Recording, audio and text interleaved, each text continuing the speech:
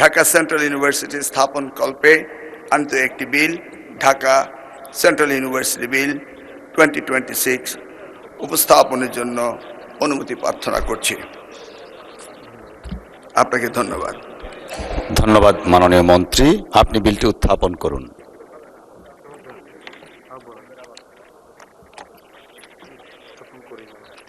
মাননীয় স্পিকার, আমি Dhaka central university বিল 2026 উত্থাপন করলাম।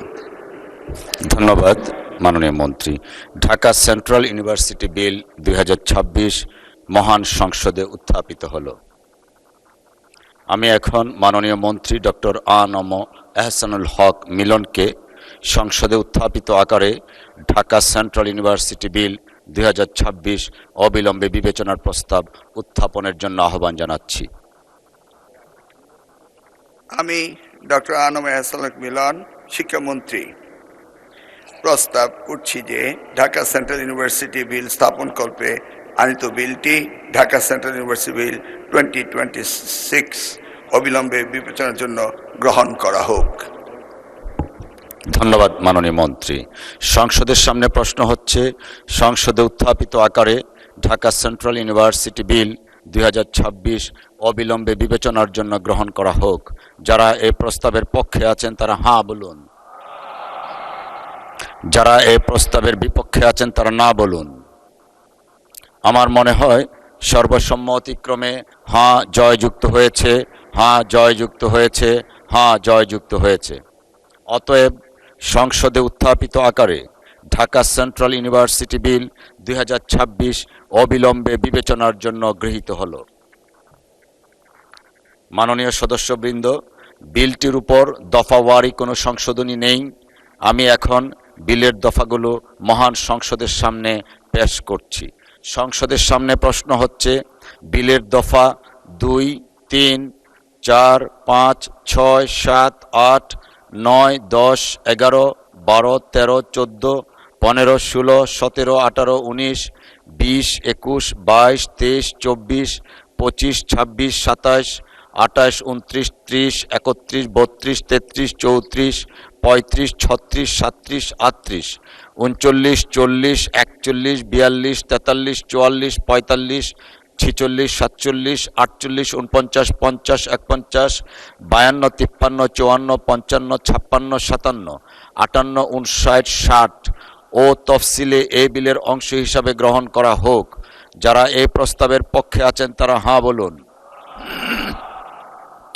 যারা এই প্রস্তাবের বিপক্ষে আছেন তারা না বলুন। আমার মনে হয় হাঁ জয়যুক্ত হয়েছে, হাঁ জয়যুক্ত হয়েছে, হাঁ জয়যুক্ত হয়েছে। অতএব বিলের দফা 2, 3, 4, 5, 6, 7, 8, 9, 10, 11, 12, 13, 14, 15, 16, 17, 18, 19, 20, 21, 22, 23, 24, 25, 26, 27, 28, 29, 30, 31, 32, 33, 34, 35, 36, 37, 38, 39, 40, 41, 42, 43, 44, 45, 46, 47, 48, 49, 50, 51, 52, 53, 54, 55, 56, 57, 59, 60 ও এ তফসিল বিলের অংশ হিসাবে গৃহীত হলো। মহান সংসদের সামনে প্রশ্ন হচ্ছে, বিলের এক দফা, বলবৎকরণ দফা, প্রস্তাবনা, প্রবর্তন এবং শিরোনামা এই বিলের অংশ হিসাবে গ্রহণ করা হোক। যারা এই প্রস্তাবের পক্ষে আছেন তারা না বলুন, যারা এই প্রস্তাবের বিপক্ষে আছেন তারা না বলুন। আমার মনে হয় হাঁ জয়যুক্ত হয়েছে, হাঁ জয়যুক্ত হয়েছে, হাঁ জয়যুক্ত হয়েছে। অতএব বিলের এক দফা, বলবৎকরণ দফা, প্রস্তাবনা, প্রবর্তন এবং শিরোনামা এই বিলের অংশ হিসাবে গৃহীত হল। মাননীয় শিক্ষামন্ত্রী ডক্টর আ.ন.ম এহসানুল হক মিলন, আপনি বিলটি পাশ করার প্রস্তাব উত্থাপন করতে পারেন। মাননীয় স্পিকার, আপনাকে ধন্যবাদ। আমি ডক্টর আ.ন.ম এহসানুল হক মিলন, প্রস্তাব করছি যে ঢাকা সেন্ট্রাল ইউনিভার্সিটি অধ্যাদেশ 2026 আনিত বিলটি এই মহান সংসদে পাশ করা হোক। ধন্যবাদ মাননীয় মন্ত্রী।